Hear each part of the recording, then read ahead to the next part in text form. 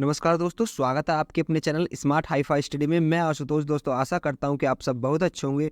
दोस्तों आज daily current affairs में 14 अक्टूबर 2023 करंट अफेयर्स स्टार्ट करते हैं हम फर्स्ट क्वेश्चन से।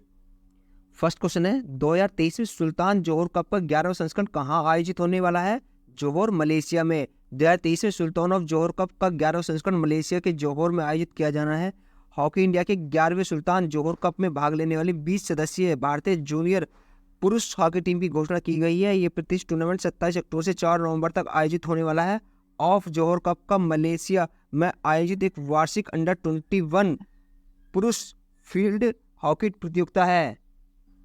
नेक्स्ट क्वेश्चन है, भारत दूसरी बार आईओसी सत्र की मेजबानी कर रहा है। इस आयोजन से पहले भारत में पहला आईओसी सत्र कब आयोजित किया गया था?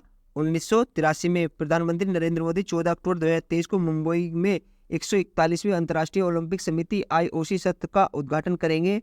भारत दूसरी बार आईओसी सत्र की मेजबानी कर रहा है और लगभग 40 वर्षों के अंतराल के बाद पहला सत्र 1983 में नई दिल्ली में आयोजित किया गया था। यह सत्र खेल से संबंधित विभिन्न हितधारकों के बीच बातचीत और ज्ञान साझा करने की अनुमति देगा। नेक्स्ट क्वेश्चन है, सूचना का अधिकार अधिनियम के संदर्भ में सीआईसी का क्या तात्पर्य है? केंद्रीय सूचना आयोग। केंद्रीय सूचना आयोग सीआईसी ने आरटीआई अधिनियम की 18वीं वर्षगांठ मनाई। सीआईसी ने 3.5 लाख से अधिक दूसरी अपीलों और शिकायतों की सुविधा प्रदान करना है और उनका निपटान किया है। प्रत्येक सार्वजनिक प्राधिकरण के कामकाज में पारदर्शिता और जवाबदेही को बढ़ावा देने के लिए सूचना का अधिकार अधिनियम 2005 में लागू किया गया था। यह अधिनियम नागरिकों को सार्वजनिक प्राधिकरणों द्वारा रखी गई जानकारी तक पहुंचने का अधिकार देता है। नेक्स्ट क्वेश्चन है, ब्लैंक है। फोर्ब्स की विश्व के सर्वश्रेष्ठ नियोक्ता 2023 सूची में शामिल होने वाली एकमात्र भारतीय पीएसयू के रूप में चमके हैं एनटीपीसी लिमिटेड। गुरदीप सिंह 2016 से एनटीपीसी लिमिटेड के अध्यक्ष एवं प्रबंध निदेशक हैं।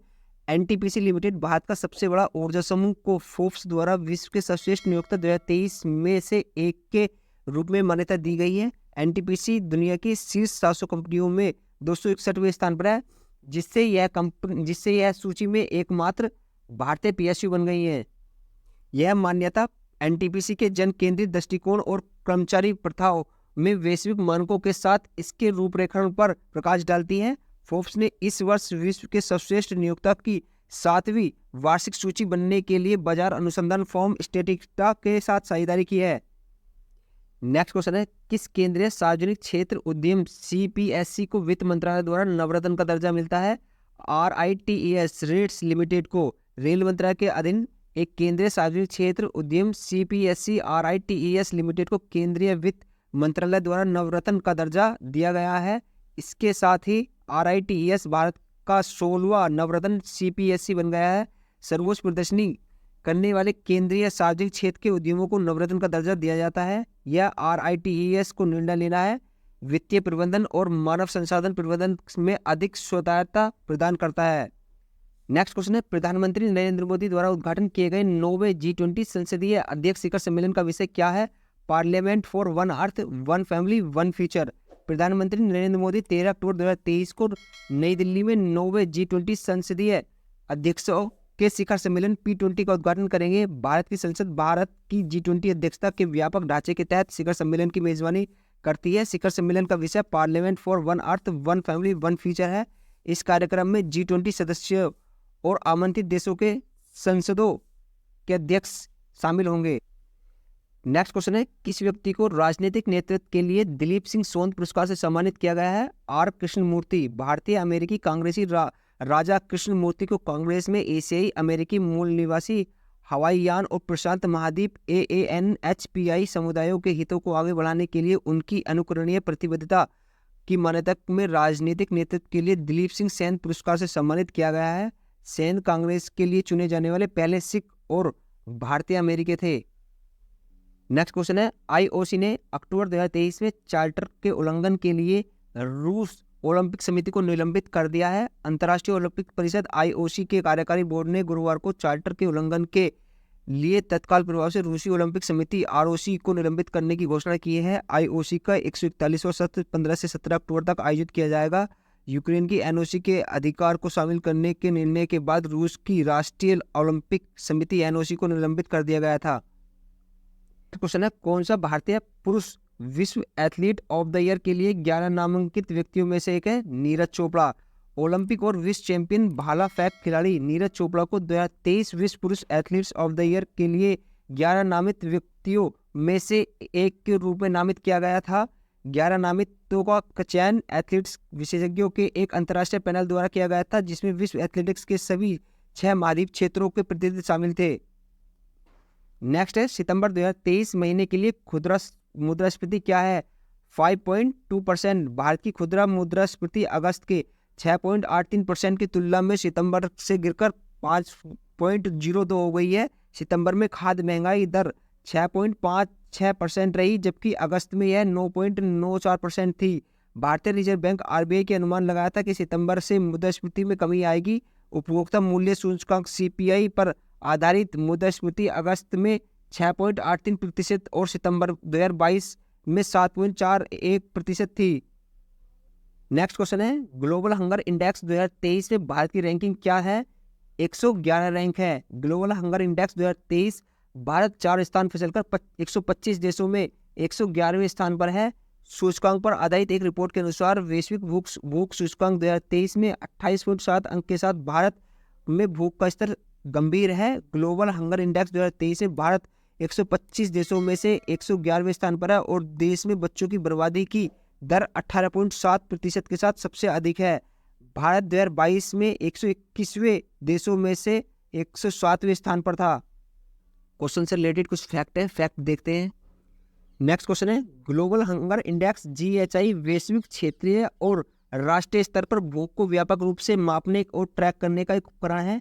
सूचकांक पर आधारित एक रिपोर्ट के अनुसार ग्लोबल हंगर इंडेक्स 2023 में 28.7 अंक के साथ भारत में भूख का स्तर गंभीर है। सूचकांक में भारत के पड़ोसी देश पाकिस्तान 102वें स्थान, बांग्लादेश 81वें, नेपाल 69वें और श्रीलंका 60वें स्थान पर प्रदर्शन उससे बेहतर रहा है। दक्षिण एशिया और सहारा के दक्षिण में अफ्रीका दुनिया के ऐसे क्षेत्र हैं जहां भूख का स्तर सबसे अधिक है। प्रत्येक का जीएचआई स्कोर 27 जो गंभीर भूख का संकेत देता है।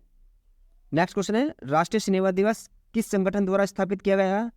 Multiplex association of India. राष्ट्रीय सिनेमा दिवस 13 अक्टूबर को मनाया जाता है। इसका उद्देश्य बड़े स्क्रीन के जादू का जश्न मनाना और हाल की ब्लॉकबस्टर फिल्मों की सफलता की सराहना करना। पूरे देश में 4000 से अधिक स्क्रीन भाग ले रहे हैं। फिल्म प्रेमी देश भर के सिर्फ 99 रुपये में टिकट खरीद सकते हैं। पिछले साल 23 सितंबर को सिनेमा दिवस का आयोजन किया गया था। मल्टीप्लेक्स एसोसिएशन ऑफ इंडिया द्वारा स्थापित यह दर्शकों को कोविड-19 महामारी और ओवर द टॉप ओटीटी प्लेटफॉर्मों के उदय के कारण लंबे समय तक शांति के बाद सिनेमा हॉल में वापस आने के लिए प्रोत्साहित करता है। नेक्स्ट क्वेश्चन है दिल्ली में 12वीं सीजीडी बोली किसने शुरू की? हरदीप सिंह पुरी ने। 12वां सीजीडी बोली दौर मिजोरम, अंडमान निकोबार और लक्षद्वीप को छोड़कर लगभग पूरे देश को कवर करेगा। यह नेटवर्क 5 राज्यों और 2 केंद्र शासित प्रदेशों में फैलेगा और 92 जिलों को कवर करेगा। मंत्रालय आने वाले भविष्य में 100% कवरेज हासिल करने के लिए सीजीडी नेटवर्क को द्वीप क्षेत्रों में ले जाने की योजना बना रहा है। सरकार का लक्ष्य ऊर्जा बास्केट में प्राकृतिक गैस की हिस्सेदारी बढ़ाकर 15% करना है। इसका उद्देश्य देश के दूरदराज के इलाकों तक ऊर्जा उपलब्ध कराना है। नेक्स्ट है सत्यजीत रे उत्कृष्टता फिल्म लाइफ टाइम पुरस्कार से किसे सम्मानित किया जाएगा? माइकल डगलस को सत्यजीत रे excellence in film life time award से सम्मानित किया जाएगा। केंद्रीय सूचना और प्रसारण मंत्री अनुराग सिंह ठाकुर ने कहा है कि प्रसिद्ध बॉलीवुड अभिनेता और निर्माता माइकल डगलस को गोवा में 54वें भारतीय अंतर्राष्ट्रीय फिल्म महोत्सव IFFI प्रतिष्ठित सत्यजीत रे excellence in film life time award से सम्मानित किया जाएगा। डगलस अपनी पत्नी कैथरीन जेटा जोन्स और अपने बेटे के साथ इस साल के फिल्म महोत्सव में शामिल होंगे। डगलस को उनकी Wall Street, Fatal Attraction, the China Syndrome, the American President, Basic Instinct, Ant Man जैसी फिल्मों के लिए जाना जाता है। नेक्स्ट क्वेश्चन है पीवी गंगाधरन का हाल ही में निधन हो गया। वह किस क्षेत्र से संबंधित थे? सिनेमा से। फिल्म निर्माता, AICC सदस्य और मातृभूमि मीडिया हाउस के पूर्णकालिक निदेशक पीवी गंगाधरन का केरल के कोझिकोड जिले में एक निजी अस्पताल में निधन हो गया है। पीवी गंगाधरन, जिन्हें प्यार से PVG के नाम से जाना जाता है, सिनेमा, राजनीति और व्यवसाय के क्षेत्र में प्रसिद्ध व्यक्ति थे। उन्होंने 2011 में कोझिकोड उत्तर से केरल विधानसभा चुनाव लड़ा और केपीसीसी के सक्रिय सदस्य थे। नेक्स्ट क्वेश्चन है, देहरादून इंटरनेशनल फिल्म फेस्टिवल का हाल ही में खबरों में देखा गया है, इसका कौन सा संस्करण था? 8वां संस्करण था। कार्यक्रम में कैबिनेट मंत्री प्रेमचंद अग्रवाल और सुबोध उनियाल मुख्य अतिथि के रूप में मंच साझा कर उपस्थित थे। यह उत्सव सिल्वर स्क्रीन के सितारों से सुसज्जित था और दर्शकों को प्रसिद्ध अभिनेत्री दीप्ति नवल की मनमोहक पुस्तक पढ़ने के सत्र में भाग लेने का सौभाग्य मिला। नेक्स्ट है, कौन सा राज्य परीक्षण के माध्यम से कार्यरत शिक्षकों को सरकारी कर्मचारियों का दर्जा देने की योजना बना रहा है? बिहार। बिहार के कार्यरत शिक्षक जिनकी संख्या लगभग 3.5 लाख है और 2006 से नियुक्ति है, सरकारी कर्मचारी का दर्जा मांग रहे थे। उन्हें अपनी मांगों के समर्थन में आंदोलन भी किया था। बिहार के शिक्षा विभाग ने बिहार स्कूल विशेषज्ञ शिक्षक संनियमन 2023 का मसौदा अपलोड कर दिया है, जो 2006 से पंचायती राज संस्थाओं, पीआरआई और शहरी स्थानीय निकायों यूएलबी के माध्यम से नियुक्त शिक्षकों को राज्य सरकार के कर्मचारी के रूप में शामिल करने का मार्ग प्रशस्त करेगा। नेक्स्ट क्वेश्चन है, भारत में महिला श्रम बाल भागीदारी दर में सुधार होकर 37% हो गया है। देश में महिला श्रम बाल भागीदारी दर इस वर्ष 4.2% अंक से उल्लेखनीय सुधार के साथ 37% हो गया है। सांख्यिकी और कार्यक्रम कार्यान्वयन मंत्रालय द्वारा आवधिक श्रम बल सर्वेक्षण रिपोर्ट 2022-23 में जारी आंकड़ों में यह खुलासा हुआ है। एडिशनल इन्फॉर्मेशन है कुछ। महिला एवं बाल विकास मंत्रालय का नेतृत्व माननीय मंत्री श्रीमती स्मृति जुबिन ईरानी करती हैं। डॉक्टर मंजू पारा महेंद्र भाई राज्य मंत्री हैं। डॉक्टर मंजू पारा महेंद्र भाई राज्य मंत्री है और श्री इंदिवर पांडे महिला एवं बाल विकास मंत्रालय के सचिव हैं। नेक्स्ट क्वेश्चन है, सितंबर 2023 के लिए प्रशासनिक सुधार और लोक शिकायत विभाग द्वारा जारी रिपोर्ट के अनुसार सार्वजनिक शिकायत समाधान में कौन सा मंत्रालय शीर्ष पर है? कृषि एवं किसान कल्याण विभाग। सितंबर 2023 के लिए प्रशासनिक सुधार और लोक शिकायत विभाग DARPG द्वारा जारी केंद्रीकृत लोक शिकायत निवारण और निगरानी प्रणाली CPGRAMS पर 17वीं मासिक रिपोर्ट के अनुसार कृषि और किसान कल्याण विभाग ने सार्वजनिक शिकायतों के समाधान में महत्वपूर्ण प्रगति की है। DA&FW को उल्लेखनीय 11,198 सार्वजनिक शिकायतें प्राप्त हुई, जिससे यह महीने में सबसे अधिक सार्वजनिक शिकायतों वाला विभाग बन गया है। नेक्स्ट क्वेश्चन है, विश्व कैडेट शतरंज चैंपियनशिप 2023 किस स्थान पर आयोजित की जाएगी? मिस्र में। अखिल भारतीय शतरंज महासंघ AICF ने विश्व कैडेट शतरंज चैंपियनशिप 2023 से भारतीय टीम को वापस ले लिया है, जो 14 अक्टूबर से 23 अक्टूबर तक मिस्र के शर्म अल शेख में आयोजित की जाएगी। मिस्र इजराइल से बेमुश्किल 613 किलोमीटर दूर है, जो इस समय गाजा में संदिग्ध हमास ठिकानों पर हवाई हमले कर रहा है। आयोजन में भारतीय शतरंज मास्टर्स की सुरक्षा पर गहन विचार विमर्श के बाद यह निर्णय लिया गया है। मिस्र गाजा और इजराइल दोनों के साथ समुद्री सीमा साझा करता है। 7 अक्टूबर को हमास के आतंकवादियों ने इजराइल के नागरिकों पर जमीनी हमले के साथ साथ मिलकर आश्चर्यजनक रॉकेट हमले कर दिए। सो दोस्तों, 14 अक्टूबर की करंट अफेयर को यही फिनिश करते हैं। Thank you so much for watching this video and video को ज़्यादा से ज़्यादा शेयर कीजिए एंड लाइक कीजिए। Thank you so much.